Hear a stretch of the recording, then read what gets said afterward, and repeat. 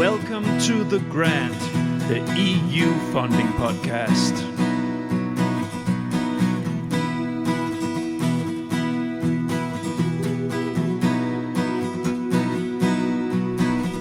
The Grant. My name is Niels Winter, and I'm the creator, editor, and host of The Grant. The Grant is an independent, non-commercial podcast initiative with the ambition to dig into all corners of the EU R&D funding system on topics of interest for the full EU R&D funding community. In the last release of short episodes, I shared my time working for the Danish offshore renewable sector in Brussels. And one of the key players I was supporting was the Technical University of Denmark. And what an organization to support. This is a research organization that from around 1980 started to give input to the European Commission on wind energy. When the framework program started in the early 1980s, they tapped early into them because the resources that were allocated to them from the Danish government was fairly limited. That formed the basis of the Institute's Brussels approach. 1. Building capacities and experience in working with the Brussels ecosystem to get their voice heard. 2. Developing a more and more professional organization around their proposal preparation. And 3. Running EU projects, making it possible for DTU Wind to constantly add more and more resources to their research. All this helped the Institute becoming a world-leading research organization on wind energy. Absolutely brilliant. Now, I managed to learn one of the European godfathers of wind energy from the DTU Wind, chief consultant and former deputy head of wind energy department Peter Juler Jensen, into the virtual podcast studio. We had a great talk about how they managed to build all this up in the early days, and then he shares how the Research Institute professionally work now with the EU R&D funding. Lots of inspiration for any research organization on how to organize and approach the EU funding area, and a couple of anecdotes from back in the days. Please enjoy.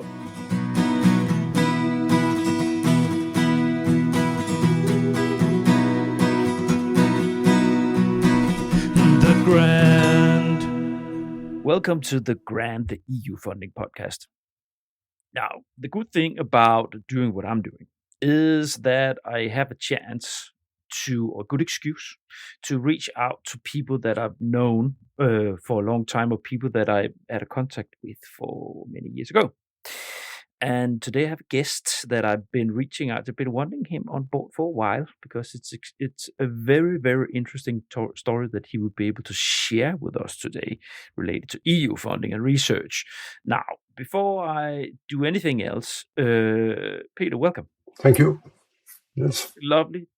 Really nice to have you, and I've been pursuing this for a long time because I know that there's so much nice content to share about how you've been dealing with EU funding in your research institute. Now, before we sketch out for the listeners what we're going to do today, can you share a little bit about yourself? Yes, I have been working with wind energy in more than 40 years. I was employed at Research National Laboratory in 1979, and before that I was a student, and I worked among other things together with other students on supporting Twind in making their first or their megawatt turbine. It's a very famous Danish turbine, turbine that has been running for 45 years or more. The only megawatt turbine from that time that's still existing. And in the many years I have, since 79, I have been working together with the EU Commission and done EU projects in many ways. And I hope we'll be able to, you could say, outline a little about the history we have been through in relation to our cooperation with the Commission and how the Commission has supported us and the European Research and Industry Network that's working with wind energy. Yeah, and you know what? You are pioneers in your research institute on how to deal with EU R&D funding and use it actively to build up a research organization. This is one of the key core reasons why I wanted you. Not only is it very nice to see you again, Peter, but it's I know, because I worked for the Danish offshore wind sector for 4 or 5 years. So I know your story, and I know that it's something that is extremely interesting and will be for many listeners of this podcast. Shortly, just outlining what we're going to listen to today out there. DTU Wind, you have built up basically the organization in the early years in the 80s on EU funding, and we're going to dig into that story. How you did that, the motivation, how you attacked it, how you been collaborating both internationally with the Commission and so on. So we're going to, there are going to be 2 sides here. We're going to talk 3. Going to talk about the history, because that's interesting per se to see how was it in the 80s, how did it in the 90s, and so on. And then we're going to talk about concrete, like how the proposal project side, and then the influencing side, and these 2 are intertwined. In your case, heavily intertwined. Just shortly, let's. Can you share with us DTU Wind, the research institute? Yes. First of all, we have changed name. We are now called DTU Wind and Energy Systems because we have incorporated also a major part of the old DTU Electro, that's doing research and education in electrical systems.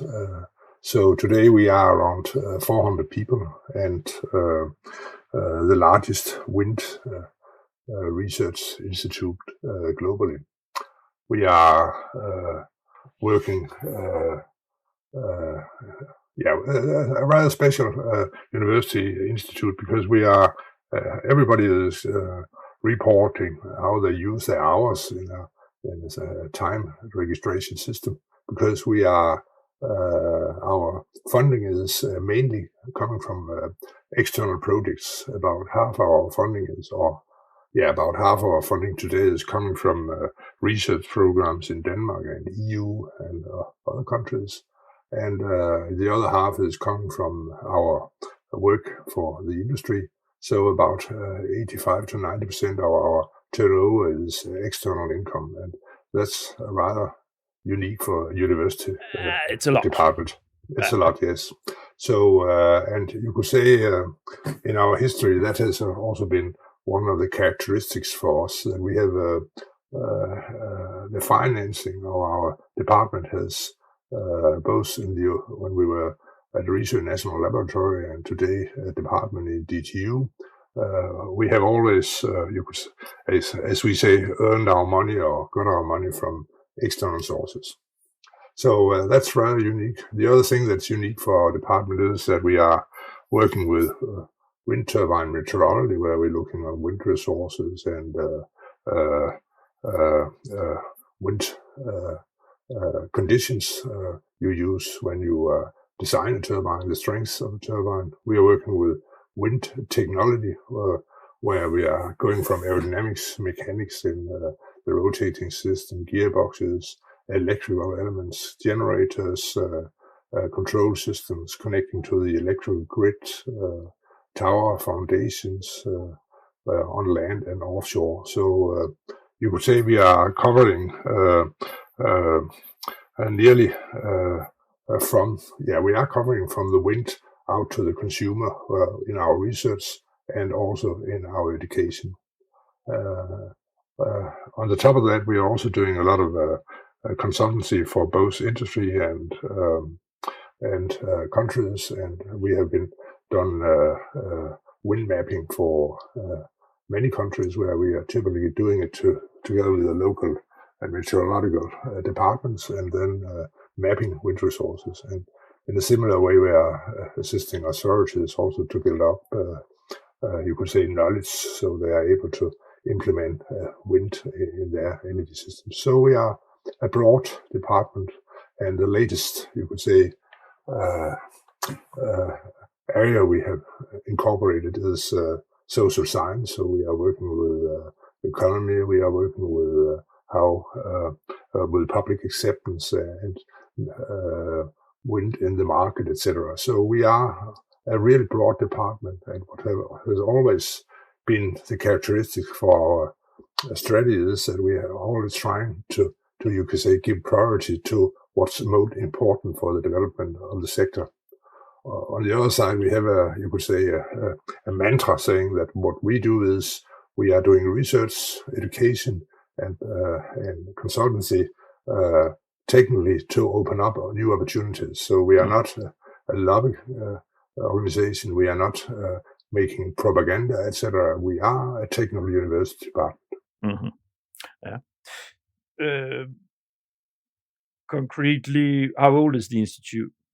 Yeah, the department is from I think it was 2008.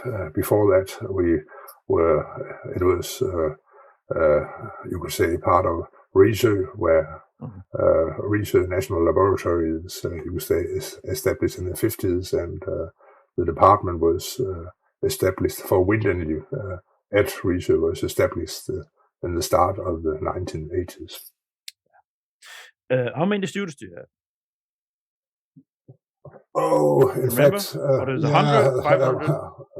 It's after we have incorporated the electrical part of it, I think we are on 300-400, something like that. Okay, so it's just for people to get an idea of the size. Yeah, and also we have perhaps 80-90 PhD students. Another characteristic is that we are about 65% of the employed in the department do have a non-Danish background. So we are really an international department reaching out to the whole world. Yeah, it's also my impression. Now, let's move on to first the history. But before we do so, just share with the listeners so we know each other, because I was working for an initiative started by the region of South Denmark it was a national initiative that was trying to, the core mission of the initiative was to attract more EU funding for the relatively new sector, offshore wind sector, back in the early 10s. And your research organization, the university, was a member of that organization.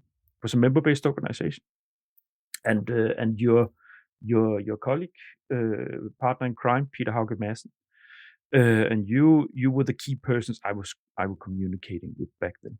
So we know a lot to each other because I was supporting you. And the thing is, we'll get back to that later, but you didn't need much of my support because you were already super professional around the influencing and process and the projects. But I remember I helped Peter Hauge. He once in a while, he'd contact me and say, look, we don't know how to get into those projects there and those calls. Can you do that? And then I supported you there. But yeah, super professional organization. No, it's just to But I think you mentioned some very important elements, because when you work internationally in the research world, one of the you could say challenges is to get into the right networks, to get into the right applications, because normally or many research projects, you formulate a proposal on the basis of the friends you know already, and the scientific environments that's existing, and so it can be difficult to come into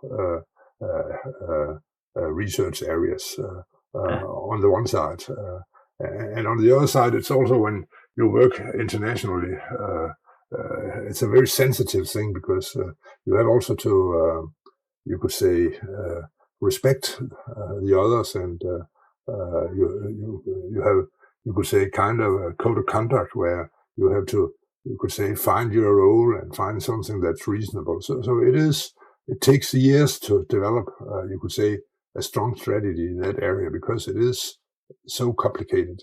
It looks simple, but it is very complicated. It is. No, Peter, history. Let's have to talk about, because this is, and that's a good motivation for me, because one of the core reasons why I wanted to talk to you was because I remember back then when I supported you, I talked to your colleague Peter Haug, and he shared with me sort of the framework conditions that your institute was growing up under, which was that you didn't get much from the unblocked funding from the government in the early days. So you had to find out where you could get that. So he said, look, this is from very early on, we just had to look elsewhere if we wanted to grow as a research organization. And that is why we have now, 25, 30 years later, we have reached to a point where we are extremely professional about both influencing and developing proposals and getting into proposals. So this is why I wanted to talk to you. So that is the historical thing that we're going to talk a little bit about now, where you share with us what happened, because I know from anecdotes from your colleagues that you were with there from the beginning. Yeah. But I think it is also a very interesting story, because it's unique in the way that you have in Europe a lot of individual countries, and then you have EU, and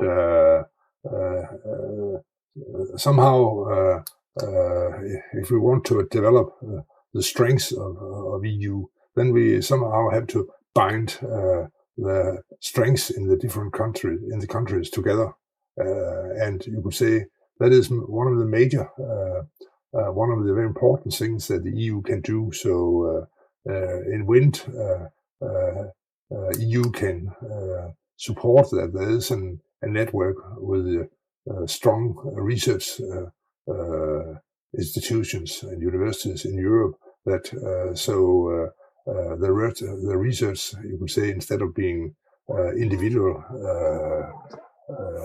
entities, it's entities that together, and in that way creates a big effort in an area that can develop a research area.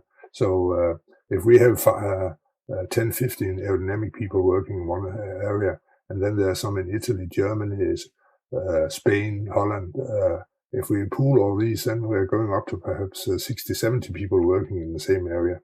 And that makes a hell of a lot of difference when you develop an area. So, and that is, you could say, one of the characteristic elements that has been a strong motivation for us. Do you remember the first time you, in the research institute, you started to talk about EU funding?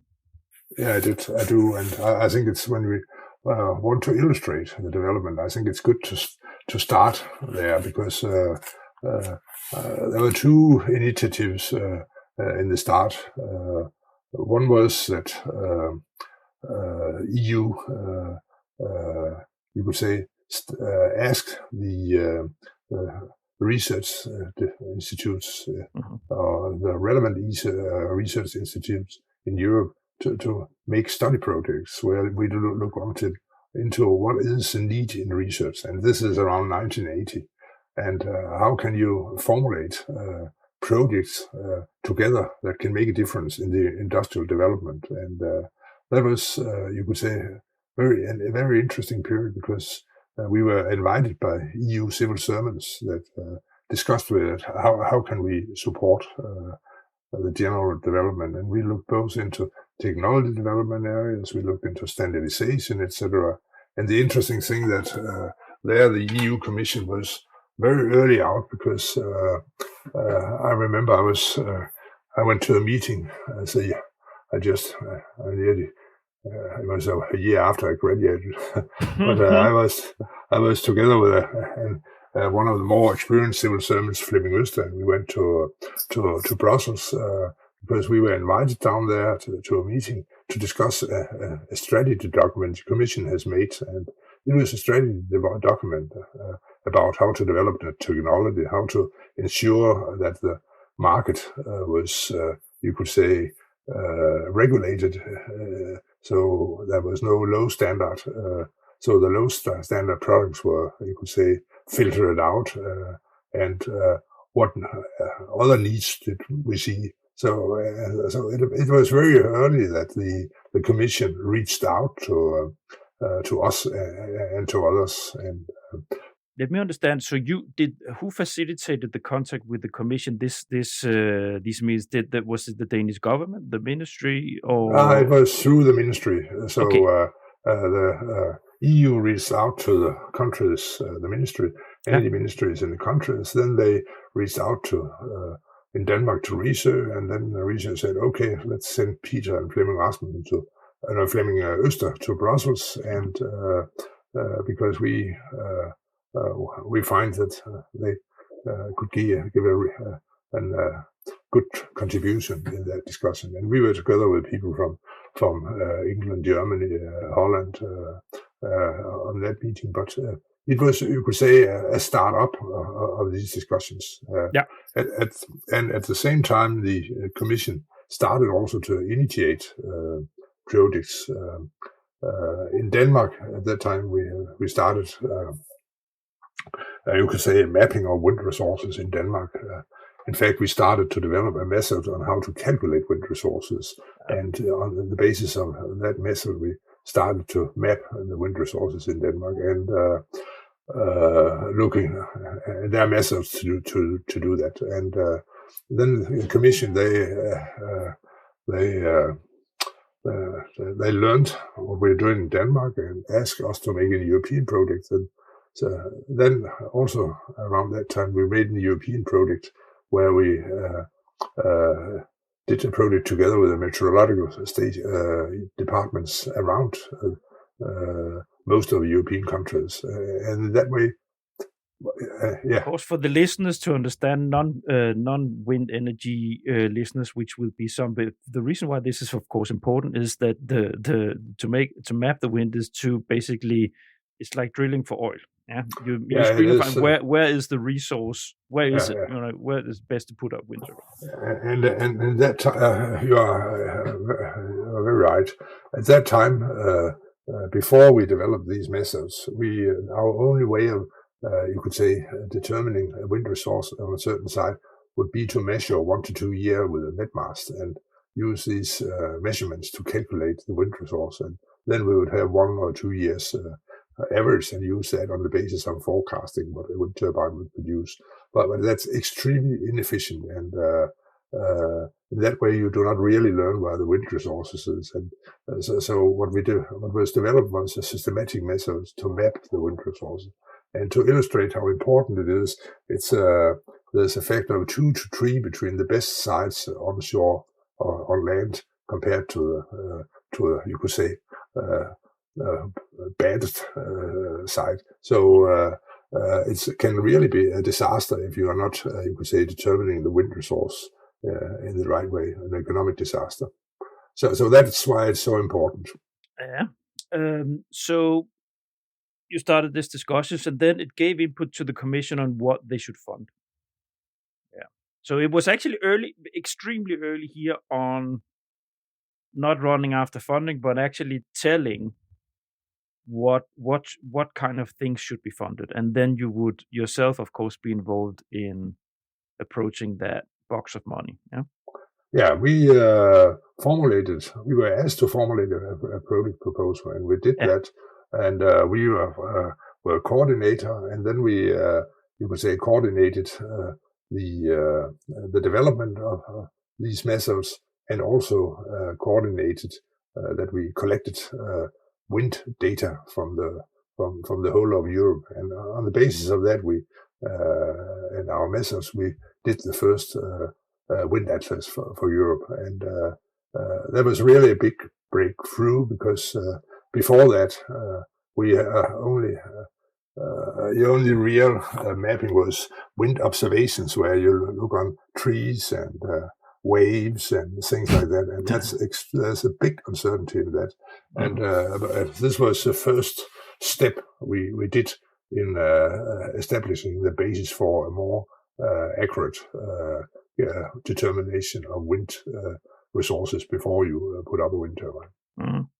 So what I need to zoom a little bit in on is, because this is an interesting beginning. I didn't know that.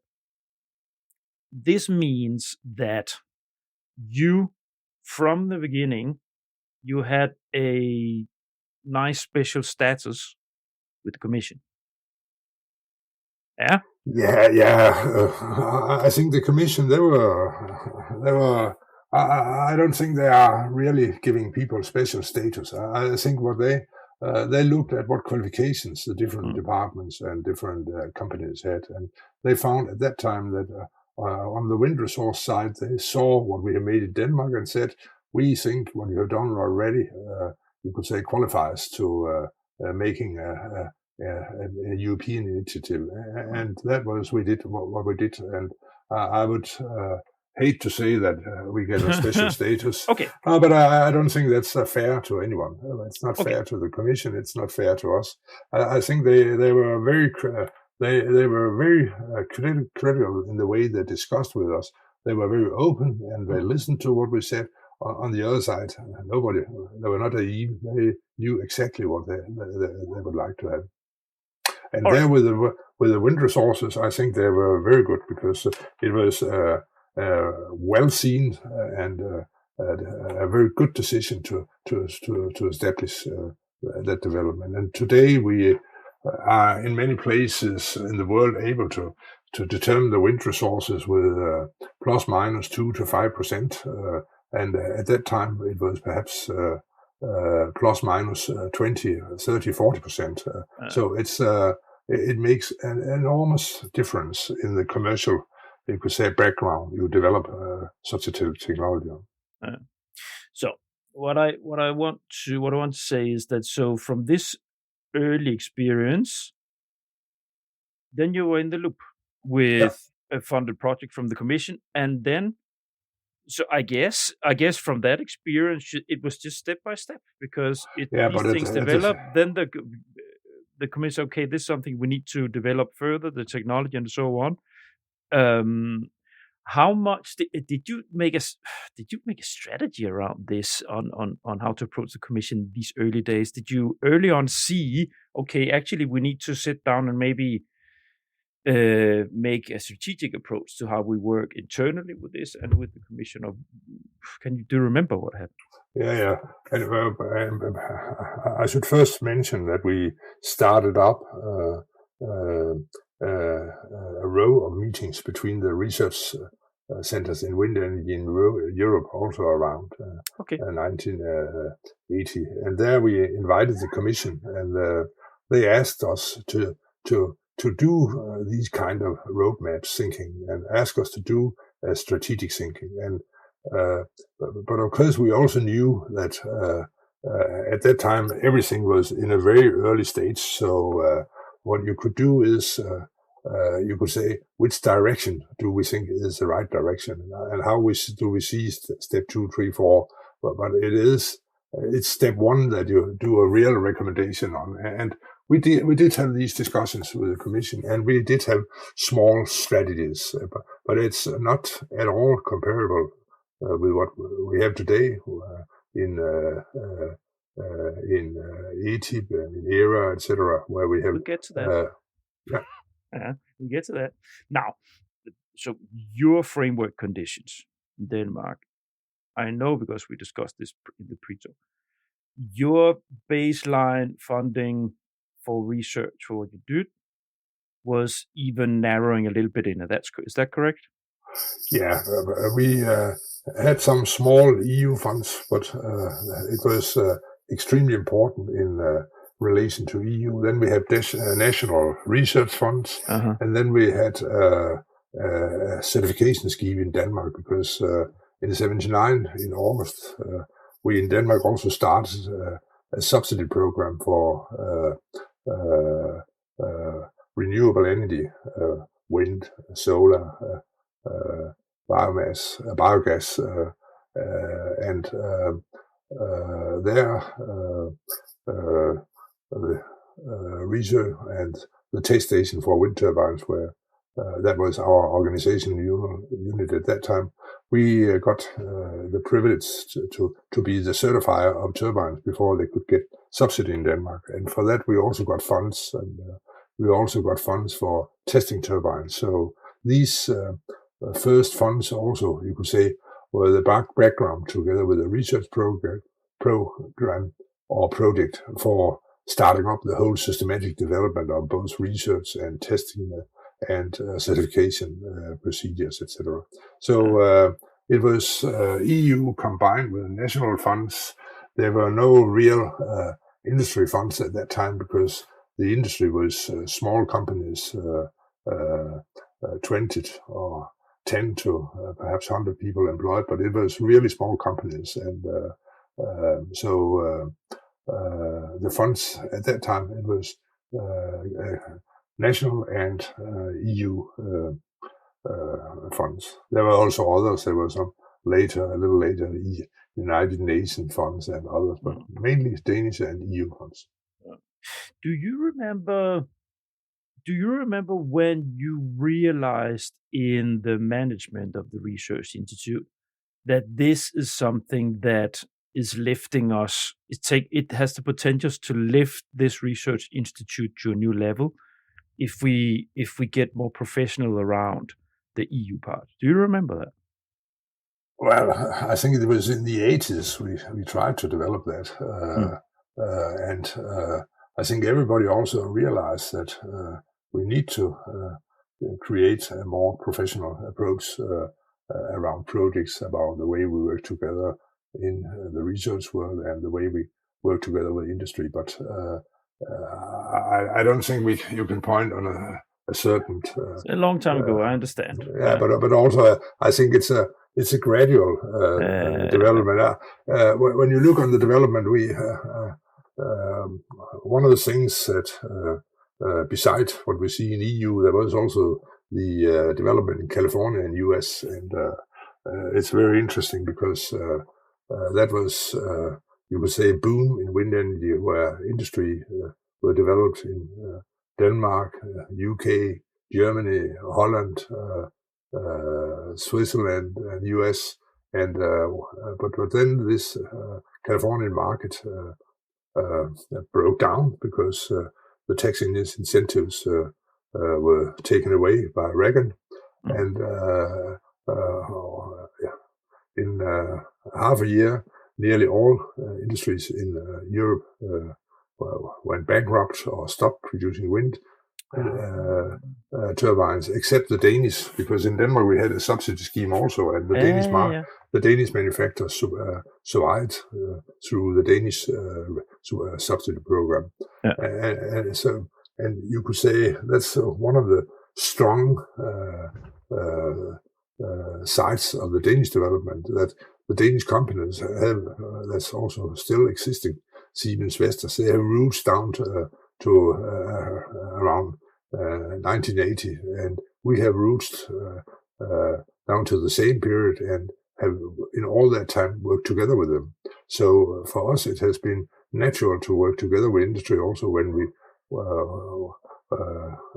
approached EU, because we were used to work together, and you could say that we also learned a lot in that period. We did certification of turbines in the beginning of the 80s, found out that there were some problems in it in US, and then we professionalized the whole certification system on the basis of the newest research and industrial experiences. And we matched that with EU projects also, so we did let EU project results from EU also come into that professionalization. Actually, it's a nice bridge going into talking a little bit more concretely how you work with the proposals and project and the influencing side. It's a nice bridge to sum up what you just said. The reason, because this is a case of how you support how you make a technology that's struggling, how you make that successful, and then that's this continuous government support for a technology, no matter the color of the government, no matter what, you continue support it because it gives security into both the research and the industry that works with it. We have this support no matter what happens, and this is what happens in the Danish system. They kept giving it no matter the color, and it is, as you just said, the others they died because they didn't get it. But in fact, you could also, Niels, I think it's important or very illustrative to say the same thing about the EU system. We had supports continuously from around 1980 until about 2002-3, where EU took wind research out of the research program, but we succeeded in getting it back through, at that time, EVEA, today Wind Europe, and got very big projects approved by EU. And so we have had a continuous support with some bumps around 2002, 3, 4, but it's still small bumps. We have had this continuous support, and that has been very important also for the European network of the research. Today we have a very strong European network, and that is due to the EU projects where they continuously have supported the development and also listened to the sector. And they have listened both to the industry sector and the research sector, the governmental research sector, and been very open in the discussions. And so the sensitivity to what actually is needed in the general development has been very big. Going to talk about that in 10-20 minutes when we reach the lobby part, because this is part of when we talk a little bit about both sides, both from your side but also the system, how it works.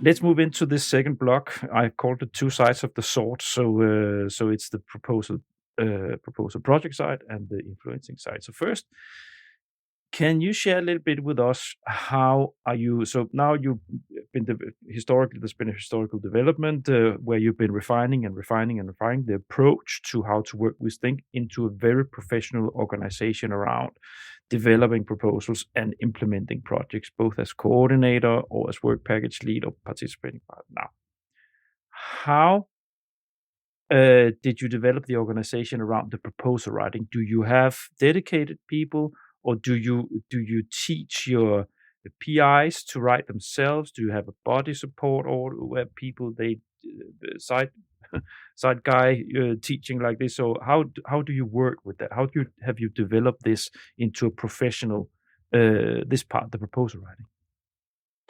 Well, in the first many years, it was researchers that wrote the proposals. Mm-hmm. You could say it's still in our world, it's still researchers that is the main authors of writing the proposals.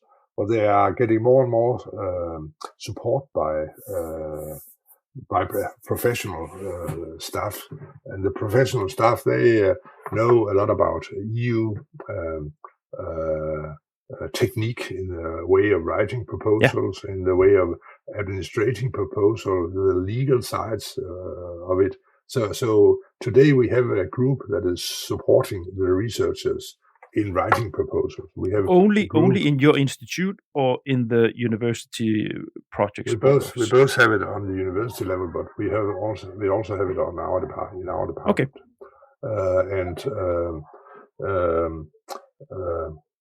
Today you could say when you apply for EU grants, then you need to make an extremely professional application, and you would say there are two ways to do it. One way is the way we do it. We have researchers and technical people that is, you could say, main driver, and then it's supported by, you could say, support staff.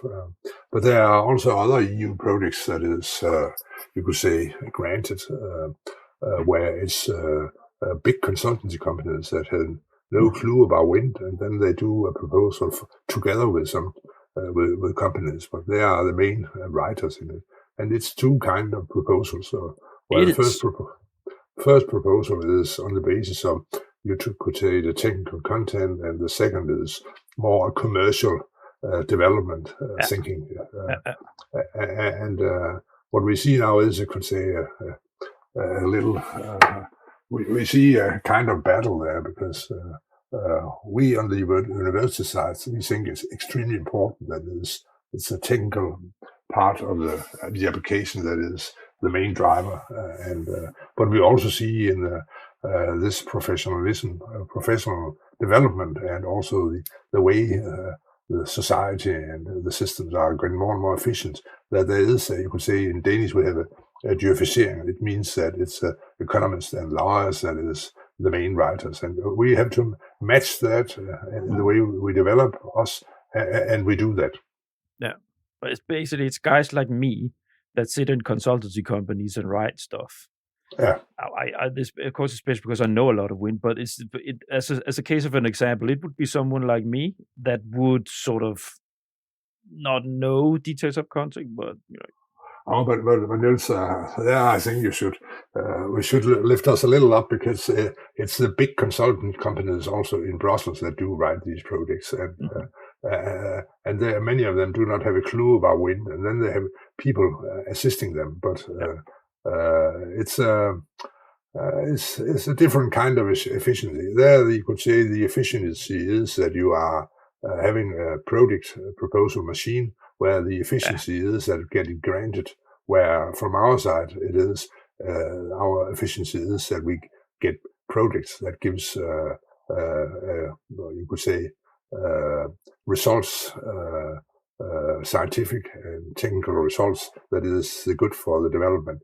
On the other side, I'm sure there's also a lot of good output from, you can say, the consultancy projects, but it's two approaches, and I think it's important to discuss how we develop it. Yeah. It's always a challenge. When I was a private consultant, it's always a challenge when you get in the topic, client, your manager comes and say, look, we need this. You need to develop this, and then it's a topic that you don't know anything about. So of course, naturally, you're totally reliant on input from the partners, and you need to write it through. It's naturally when you are yourself working, or a researcher, or from the industry knowing about what it is, it's a different quality in the text. Yeah, but on the other side, we as universities should also be open.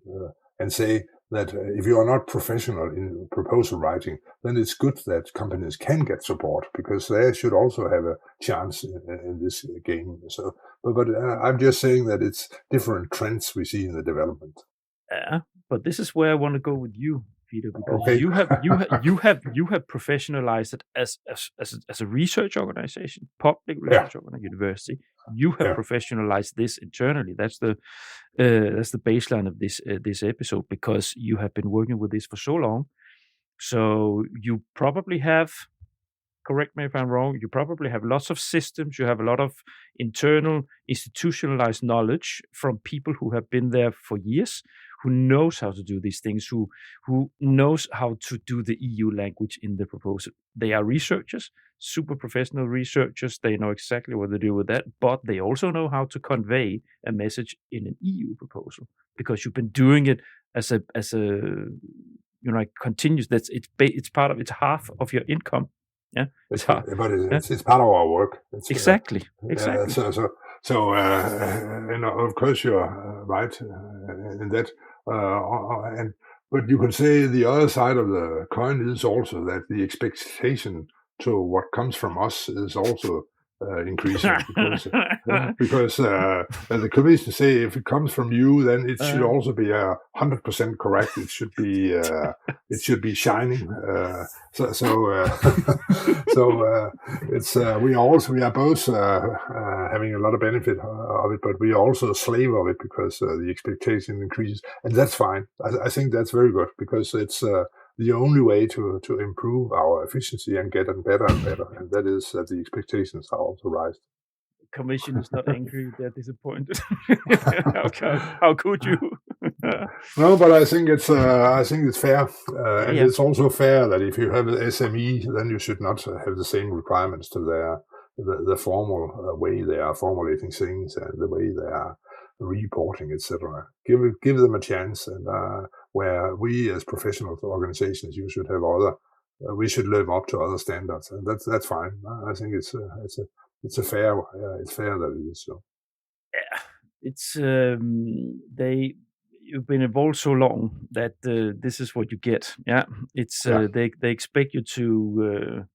You've been with all the way, and we're going to very shortly we will move into the influencing side and see how many contacts you actually have and how deeply rooted you actually are in the Brussels system. That's people here will understand.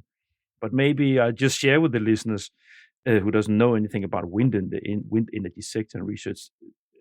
Peter here and his organization, they are one of the top research organizations, not only in Europe but in the world, when it comes to wind energy, both onshore and offshore. So this is they are, and that's not because I know Peter. It's I can say it's a shining beacon, because they have been leading the way within this research area for 40 years, and everybody who knows something about this area, they will not now in front of in front of their radio or wherever they listen to this, because that is actually how it is. Yeah. Thank you for the nice words.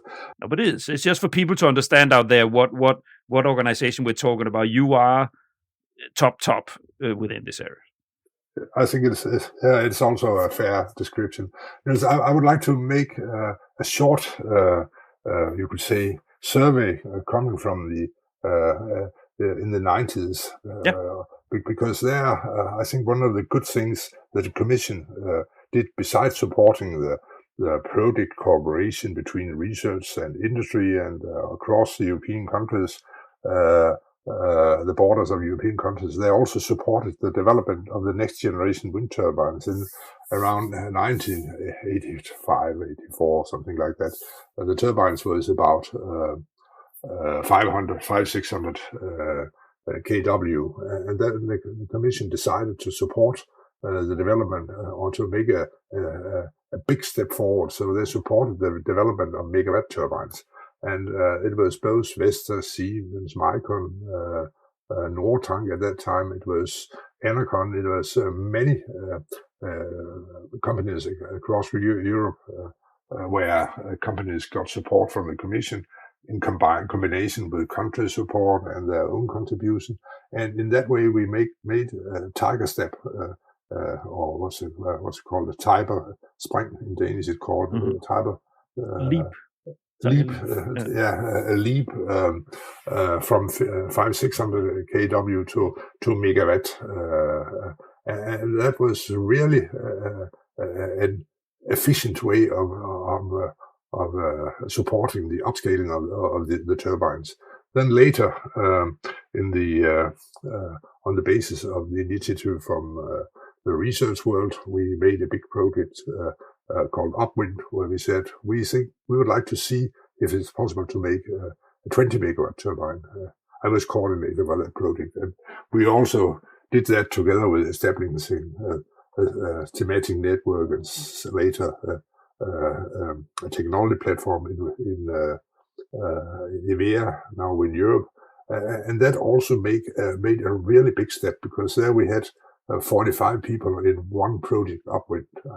The biggest industries in Europe in wind and the biggest research institutes, and we really were able to make a big step forward research-wise. And if you look at the research projects today, both nationally in Europe and also EU projects, many of them have roots in this Upwind. So again, there you said to yourself, now we want to make a really big difference, and then made this huge project. It was a 24 million euro project where we they were big budgets. Yeah, it was really a big thing, and so again there they made us make a big step forward research-wise, and that I think have paved the way to the very big turbines today. And about 20 years after we started that, we now are beginning to look into the 20 megawatt turbines. And for me, that was also the Commission that, you could say, in a way, mobilized the European research strengths together with industry and said, okay, now we'll make a big effort. And again, there it was the Commission's, they saw right in supporting that at that time. Yeah, but there's also been, so they've been a key driver in the development of the technologies, but they've also been a key driver in actually the moving towards commercialization of the offshore technology. which is moving much faster than was projected 10 years ago. It's like it's a synergy effect that just it's a exponential development. But also, Niels, you should mention that in the offshore economy was the development much faster than nobody expected such a dramatic development of the economic efficiency as we have seen in the offshore. And there also the EU projects was part of that, because we did in our upscaling and the technology development, and also the frames from the countries made it possible to make this extremely efficient development. Speaking of projects, I need to get a little bit back on the track on our rundown here. So when that's your duty to be on the track. It's exactly. Not mine. So Peter, so these projects are big. So when it comes to the method of running project implementation, it's the same level of professionalization, I guess, as with the proposed development, that your researchers, your PIs, postdoc, and so on, they do their research responsibilities, but they also it's because it's part of the way you work, so they know how to implement a work package.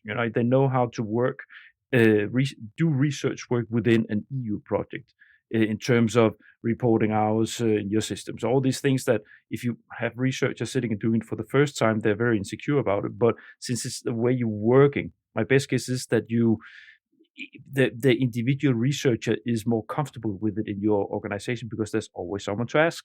There's a support about how you do these things, what are the specificities of an European funded project, and so on. Is that correctly understood? Yeah, that's fully correct. And we have but in fact, in EU project there is a coordinator, and the coordinator should be the professional one everybody could ask. And but the coordinator should be supported by a legal department, economic department, and have internal people in the organization of the project also that are able to do the whole management of such a project. Because you could say, as you are there mentioning things about the economic and legal management, but it is, and it's these international projects are projects where independent legal entities work together, and you cannot order another company to do something. You can say if you do not live up to expectation, we will not give you the grants you think you should have, and so we will not accept the deliverables they have made. But it is in itself also a big challenge to lead in these kind of international projects. And there, one of the things is that you should ensure that you do not have silos in the project. You should ensure that you have regular meetings. We have meetings in at the moment I'm coordinator of something called Real COE. It's also a project about 30 million euro.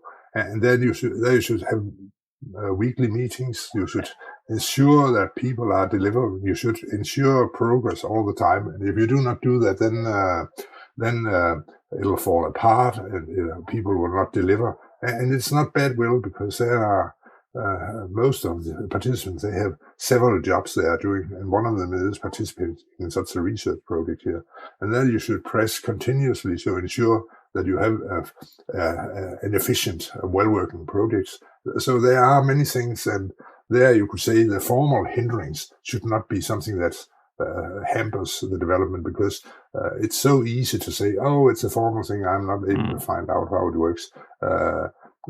If people do not have that excuse, they can concentrate on the scientific work, and that's exactly how it should be. Now, everybody out there, this is a man who's been doing this for decades.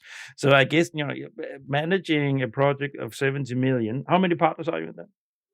Yeah, it's not so many in this Real COE. It's the development of a new generation of turbine for one of the big manufacturers. But in Wind, we were 45 partners, and we also had Enroll from US in it, and so we had it was a real international project, and there we, I think it was 15 work packages we had. So it's 15. Each of the work packages was had a similar size to other European projects. So we had, so it was, but on the other side, sometimes you have to do things like that to really create a big step forward, and that is. I think that is also one of the discussions there have been. Is it most efficient to have small target projects or big monster projects? And I think there should be both. There should both be these targeted projects, quick and dirty. Companies get results very fast together with industry, 1-2 years projects. Yep. And then there should be this long-term projects and monster projects where they're much more strategic, where we have long-term development of research areas and develop new technologies, etc. It's and of course, if you do not have a well-managed big project, then it can be a disaster. And you also sometimes have partners where you tell them, "We'll not accept your accounts. You will not get a penny or EU cent because we cannot see the work you have done." So you also have to be rather stringent in the way you run it. So it's a many-sided thing. On the one side, you should be able to ready to do that. On the other side, you should be open, let people develop the strengths in their scientific areas. Yeah. Let's move in on the influencing. We already talked a little bit about it, so we're gonna skip how it started because we already talked about this. So let's focus a little bit on how it works now, or what you have been building on. So I promised the listeners that when you started talking about these EVEA and the platforms, we would talk about it later. Now we're going to talk about it, Peter. So. And I'm just going to qualify what's going to happen now because it's important for the listener to understand how it works. So I'm going to do it short. So you have strategic calls in the Horizon Europe work programs. It's the work programs, as most listeners of this program know, it's divided into sectors or socioeconomic areas. And under the energy program, I don't remember exactly the cluster number, it doesn't matter, but there's an energy program, and under the energy program, you have strategic calls for wind energy related technologies. Now, this work, the input for that, it doesn't come out of thin air. It is developed in different fora and in different connections, so on,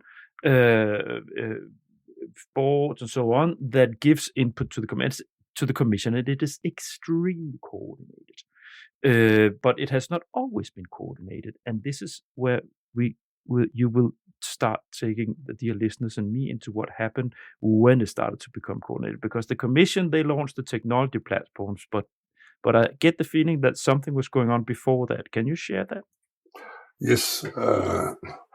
Before the launching of the technology platforms, we tried both in Wind Europe and also in our network. And I mentioned earlier something about a test station cooperation. We had a cooperation between the research centers in Europe, and there we tried to coordinate. And we also tried in EVEA to coordinate the input, but it was still. EVEA was the European Wind Energy Association. So it was the association for European umbrella for the industry and for national associations. Yeah, and also for the research world. Today we have Wind Europe, and it's still, you could say, the same umbrella. It's more industry heavy today, Wind Europe, than EVEA was, because EVEA was. There were in the start. There were no people employed. It was only done. Everything was done by volunteers and in the companies and in the universities. Today, I think we have in Europe about 50 people employed and have big conferences, etc. But in the start, we tried to coordinate, but it was first when we got to the technology platform in about 2005.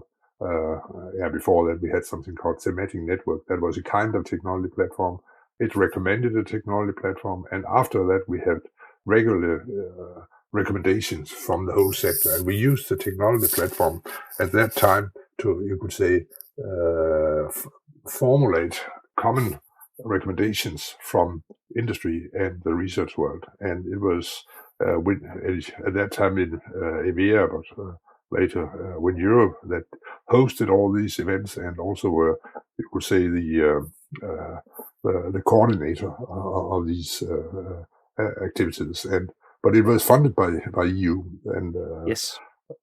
And the Commission, let me just qualify that for the listeners. The reason was because the Commission was getting overwhelmed with people who wanted to give input to the work programs. It started to gain a lot of interest throughout Europe in all research environments and industry, innovative companies and so on. So they wanted to structure the input.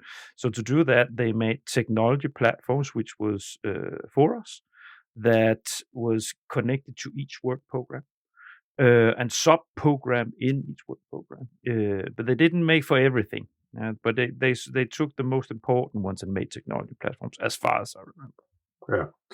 Then we in the research world organized ourselves in something called ERA, European Energy Research Alliance, and we also made something we called the European Academy for Wind Energy.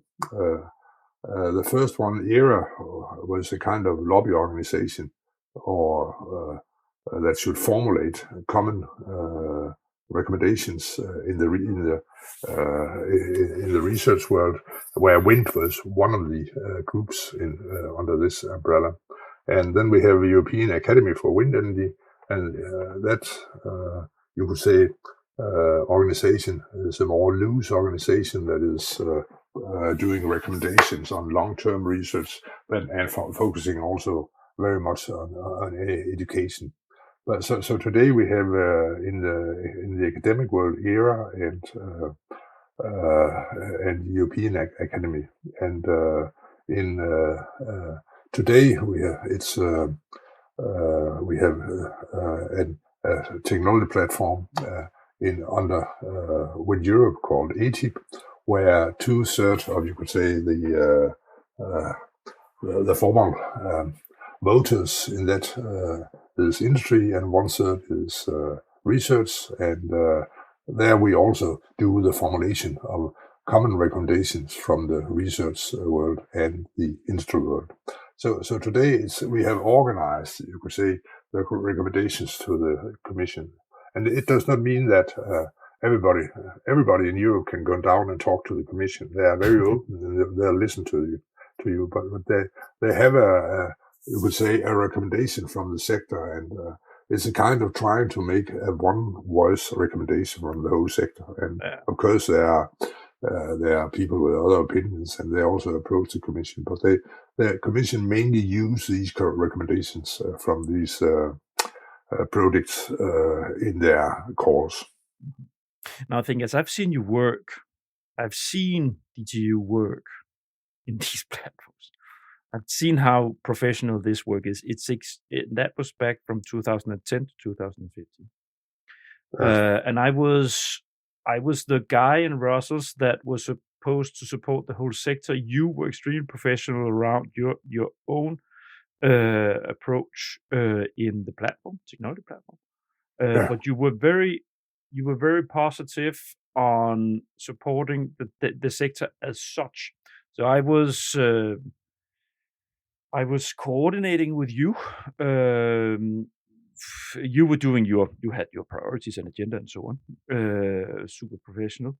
But on top of that, I was sort of passing my way through, and I was trying to get my butt into the advisory board that was made at that time, that was focusing on the cross-sectoral technologies, because I was also supporting the wave energy sector.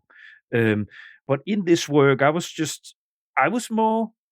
felt more sometimes like a supportive guy watching the professional people doing this.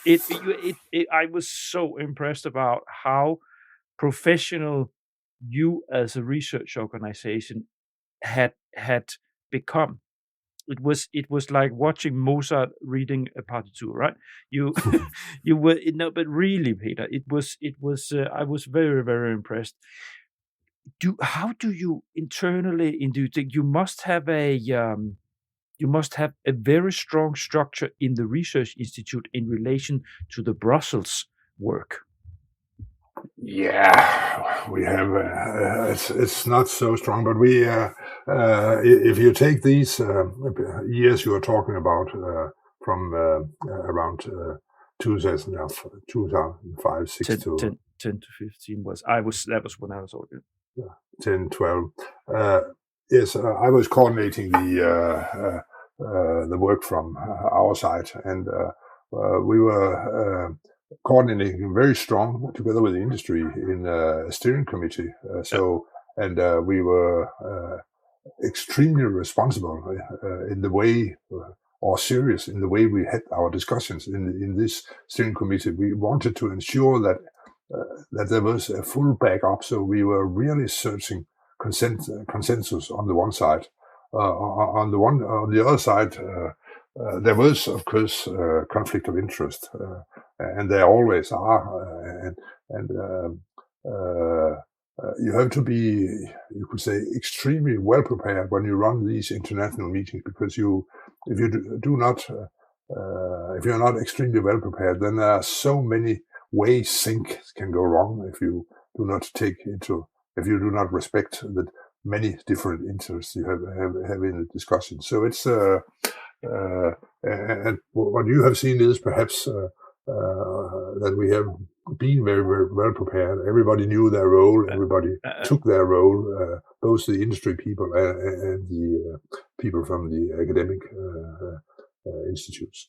Yeah. But it's not just this.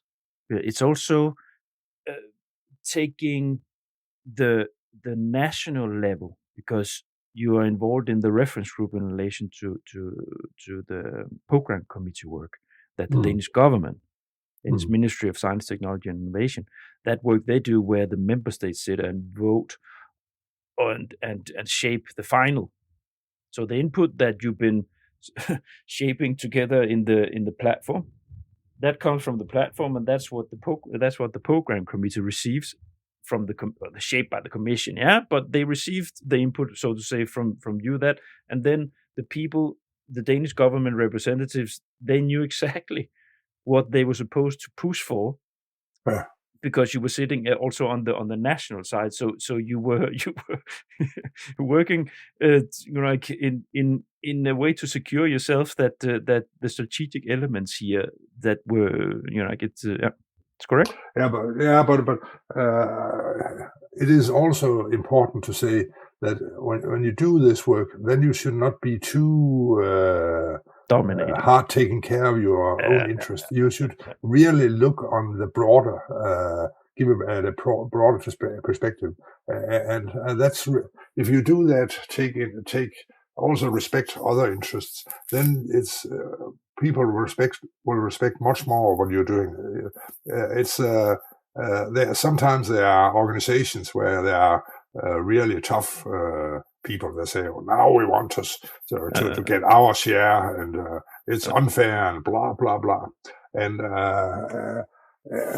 for me, that's always a loser strategy, because first of all, the organization that is so stiff in their way of looking on things and taking, you could say, fully wanted to support own interest. All the other actors, they know what's going on. They can see it.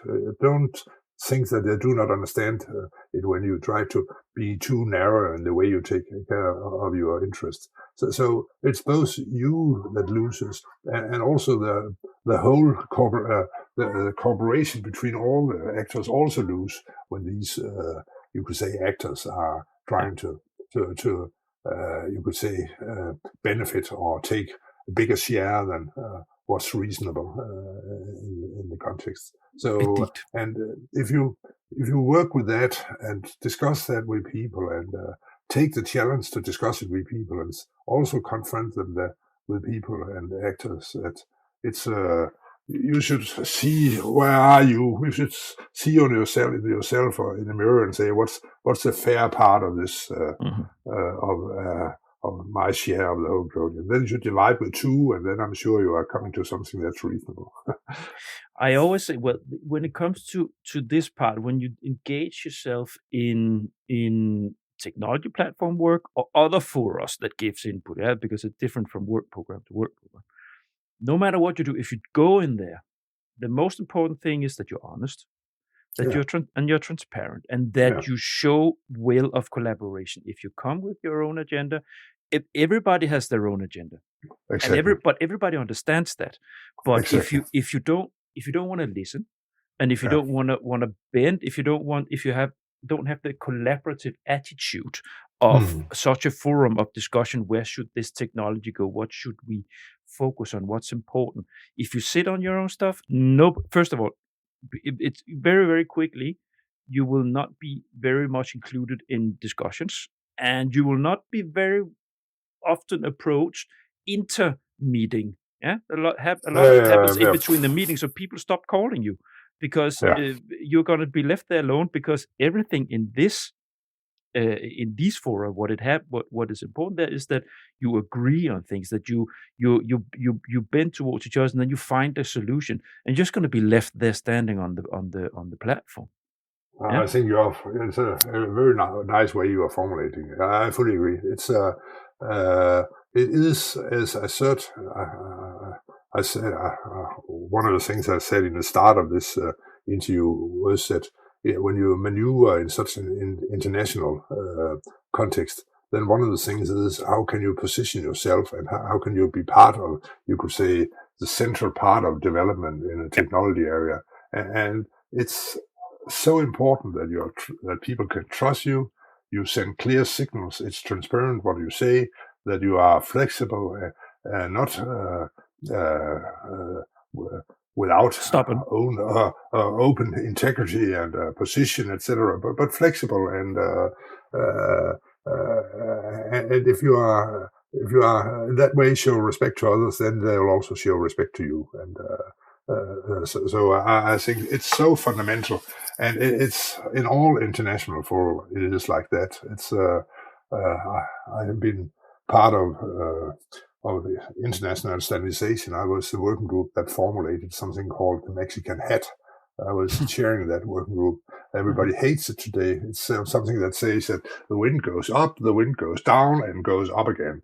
And then at the same time, the wind change direction. And that's all these things together is very hard when you design a turbine. So people hate this low case. But everybody, we make consensus between the big companies, Vestas, Siemens, it was GE, and it was certification organizations. So everybody said that somehow we have to find a consensus on the one side. On the other side, we should make low cases that have teeth, so that really works, because if there are no teeth in it, it doesn't work. So so it is in that in all. I have also been in IPCC. It's the same where we develop we could say recommendations for renewable energy in the world, and again there it's working internationally. You have to maneuver in extremely respectful and also be trusty and transparent if you want to gain results. And and I must say, my analysis from seeing the different persons, representatives from DTU Wind, and maneuvering and operating in the process system, also in the Danish, is that this approach, this attitude, and this discourse that we just said, that's what you need to, it has sieved into the way of working. So everybody, I have never experienced any representative, and that's being honest, I have never seen or not registered any person from DTU being unreasonable or non-collaborative or standing on its own agenda without non-flexible and so on. It's everybody knows exactly how to maneuver in this system with different degrees, right? But the baseline is the same. Niels, there I think you should also be. I I can tell you, we have a lot of discussions internally, also about what should our role be, what should we require, etc. I can tell you, we are, as all other organizations, many people with many views, etc. But we try as organization to have the approach we have discussed. Then I haven't seen these guys. I don't know, but we are human beings, all of us, and you also say, sometimes you say, when Danes come to EU, it's like big people with big shoes working into, or big an elephant in a glass shop, because and where other countries perhaps are more well prepared, and we of course also have elephants in our shop. In our company, but we try to. You have said earlier, we discussed it with Peter Hauge, and we have always tried to, you could say, discipline ourselves, so we at least our university approach were following, you could say, the principles we were talking about.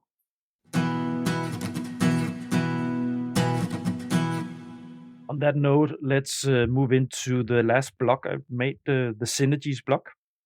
Yeah. Because everything, when you work in these different maneuver within these different pitches, so to say, proposal preparation, that's one side. You get into a lot of networks when you develop proposals, when you're involved as partners. Some of these move into being actual projects that are being implemented. There you have an even further depth to the collaboration. And then you have the influencing part and lobbying part, where you are navigating in a lot of networks within different sub areas within your technology that spin off things on further collaboration. So does the proposal work. If a proposal falls, then you talk to the core partners afterwards. Should we move somewhere else, or what should we look after, so on and so forth. Now, especially the influencing part, Peter, because that is what everybody says, that and I also know that myself for a fact. And you will confirm that now, probably. The work that you do on the influencing side, it has probably galvanized your ability to attract funding, because you've been involved in core consortia from an early stage. Yeah, I'm not sure that's the right way to see it. Okay. I say, because I think we are also changing our organization and our the strategy in our work, so it follows the recommendations and the calls from EU. So it's not that you could say it's our approach that's you could say dominating. That's not what I mean. What I mean here is that by being involved in the influencing part, and then what we just talked about, by being there, you're sitting there with other core organizations within their field, and when you talk about developing text for a strategic code, that's because when it comes out a year and a half later, you will approach that code together with some of the same partners that you've been sitting and discussing with it in the technology platform. Yeah, that's perhaps, what I mean. Perhaps, no, I to a certain extent, yes, but I'm not sure it is like that, because it's the world is bigger than the people who is participating in the formulation of the recommendations. There are many universities and there are many companies that's not part of that, and they have also good contributions. And of course, you can say there is a trend in that you are going together with the friends, where you have discussed with them the recommendations, but there are a lot of discussions between partners from outside also the central formulating actors.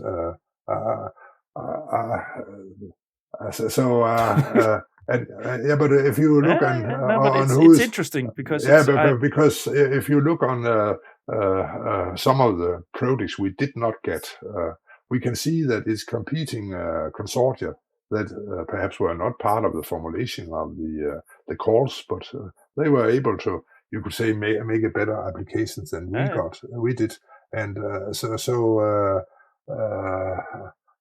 I think it is in that way. It's an open system. You start with make a proposal, proposing a recommendation on what should be a call text, and then you could say you start from scratch because you have a consortium. Perhaps you shift some of the partners out, but there are competing consortia, and the Europe is so big that you can form competing consortia that can be strong, and we are often beaten by competing consortia. We have a good success rate, but still, it's there's nothing that's natural. There's no natural winners from the start, and you should know. You should know because you've been going with this but all the way. I know because I know some of the projects that did not get funded, where people were really upset.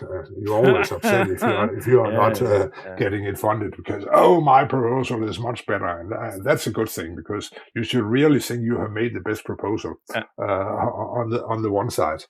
On the other side, and they have put their blood into it. But on the other side, it's a independent review process in the commission, and they are looking on, you could say, and from a neutral side on the different proposals and what they think is the most valuable proposals. And of course, there's always an advantage by being part of the group that is defining what has priority, but there's nothing giving there after that. And I think it's good. It's like that. It would not be healthy if it wasn't like that. At all, for sure, not at all. That would be something that we, in our system, don't like very much.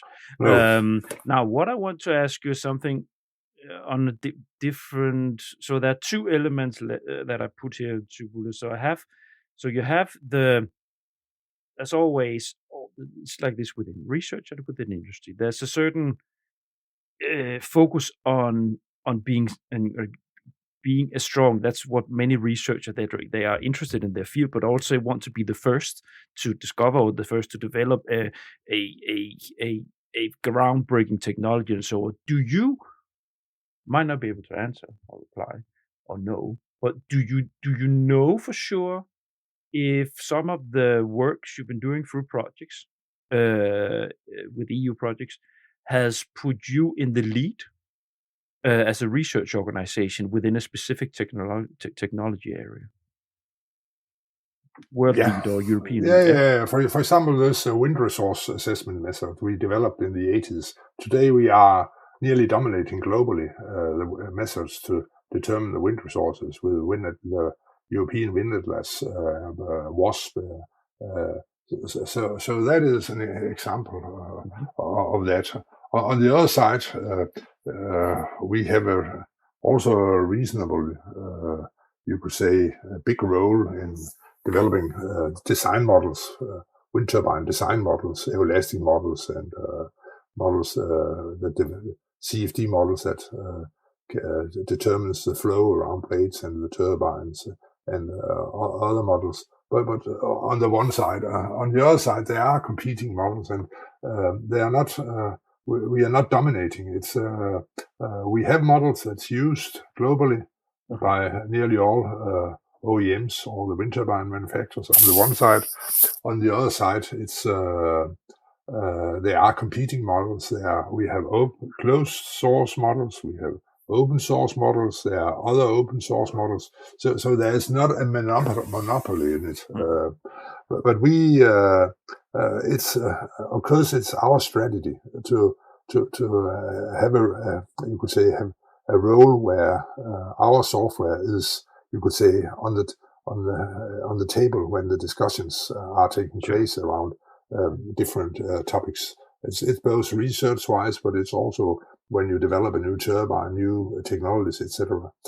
because if your software is used and discussed, then you could say, where you want to be, and there's always a competition about that, which software will be put into use in a certain development, and normally our software is part of the development, but we are not. The wind resource software is reasonable, you could say dominating, but the rest is in competition with other software packages, and I think it's very healthy. It is like that, and it's all important to understand what role does software play. Software is in fact a way of transmitting research into application, into use in the design and development of wind technology, and in that way, it's you could say we have a very efficient way of transporting research from research projects into application in industry, and I think that's what everybody dreams about, to do that, and we of course try to do that also in all our scientific areas. And this actually spills over to the last question I have within the Synergies and industrial collaboration. I guess you would have, over the years, many spin-off collaborations with European industry as a result, as a spin-off of the European project EU funding part, no? Yeah, I think we have been working together with all European OEMs, manufacturers, but also many developers over the years. So we know we know people in all the big companies, and that is of course an extremely a big advantage when we formulate new projects. But it also is. I think it's also very satisfactory that companies also often comes to us and ask us to assist them, and we are not the cheapest ones. We are one of the more expensive part of the consultant spectra, but we are used very much, both our researchers, but also our test fields and our wind tunnel and whatever we have. We are used a lot also by the industry. Quality costs money. Yeah, of course. Yeah, but don't quality costs money, but don't underestimate competition. Exactly. No, Peter, we are slowly moving towards the end of this conversation, but it's very cozy. Yeah, I don't know how you use it, or if you take the whole everything and puts into a big podcast, or yeah. Most of it will be in here, so don't worry. Now, here towards the end, I put do's and don'ts, but maybe, do you have anything you want to share with the listeners, other research organizations, right? Some hard learnings or positive surprises, just in short, or advice? Yeah, I think when you go into research projects, then it's extremely important that it's something you want, because you want to participate together with others in the research projects. It's not something you should do because you want to optimize your own, you could say, benefit. It's you benefit through that you go together with others and say, this is what we want to develop with the other partners. It's this research project where we would like to do our best to develop that project. Of course, under the limitations that there are commercial things you have to take into account, and patents and all that stuff. But the most important is that you want to work together with others, and you feel that it's what you want in life. I think that's if that's not the starting point, if you are just doing the research together with others because that you should use your time for something, then I think it's then it's not a very good starting point. It's you should have an engagement when you start. It's the fundamental engagement is the fuel that should drive the research program. And that's also the message that you have been coming through with here, Peter. It's actually the content and the collaboration and the quality of those connections that you value most. And then, of course, everybody has an agenda. Everybody is pushing for something for the organization they work, but there's a common good. There's a collaborate. The quality of a collaboration and the added value of 1 + 1 is 3 instead of securing just funds. Yeah, but also hidden agendas. That's really not a good thing for us. No, if you are going into a project because you have an engagement, you want to work together with people, you think this is what can make the world better, then it's just that should be your starting point.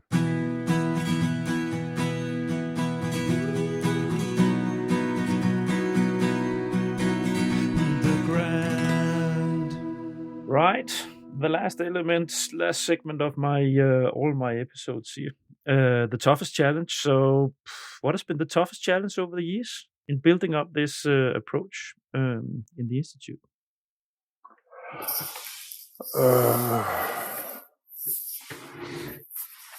It's a very good question. But we have had many, but we have had many challenges over the years.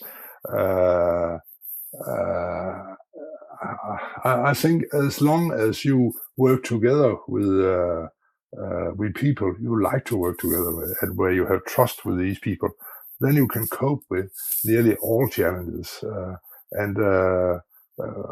Of course, the toughest is if you are not giving. To have the freedom to develop your area by the organization you are in, but we have nearly always got the freedom in our organization to develop us in the way we would like to develop. We have always also got the requirement that we should find most of the funds from outside. But on the other side, I would say that we were once a research center, then we were merged with DTU, and being part of DTU has made it possible to really make big things we have never been able to make before. So you're saying between the lines that the years in the 80s, there that it was a little. It was little harder. It was harder, and we. And the organization did not really at that time believe in us.